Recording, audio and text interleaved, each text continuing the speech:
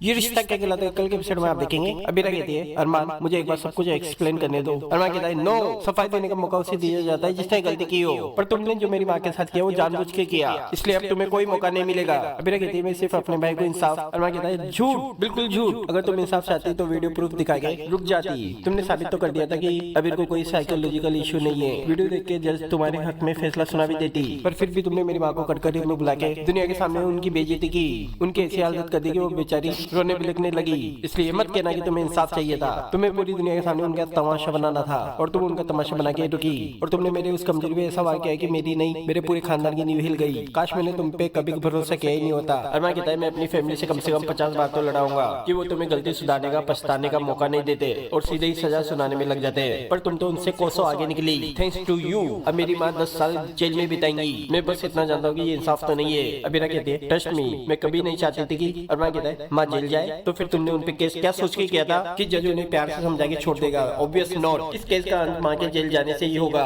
फिर भी तुमने उन पे केस किया।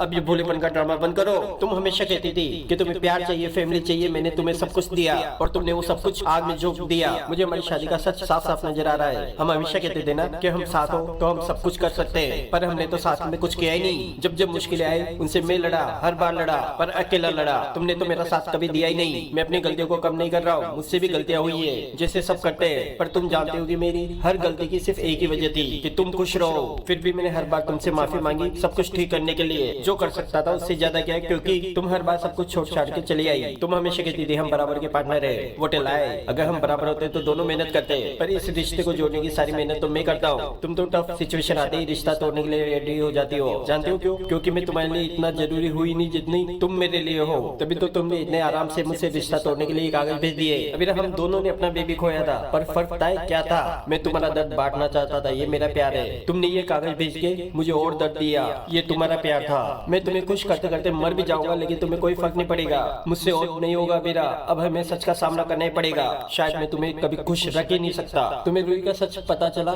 तो तुमने रिश्ता तोड़ना चाहा। माँ हमारी शादी के लिए नहीं मानी थी तो तुमने रिश्ता तोड़ना चाहा। बीएसपी के बारे में जानकर तुमने रिश्ता तोड़ना चाहा। हर बार मैं मिन्नतें करके तुम्हें अपनी लाइफ में लेके आया, हर बार तुमने रिश्ता तोड़ना चाहा, तो अब तुम्हारे ही मन के करते हैं। अब ये रिश्ता तोड़ देते हैं और अरमान डिवोर्स पेपर साइन करके वहाँ से चला जाता है और अभी रोती रह जाती है। अब देखिए आगे क्या होता है।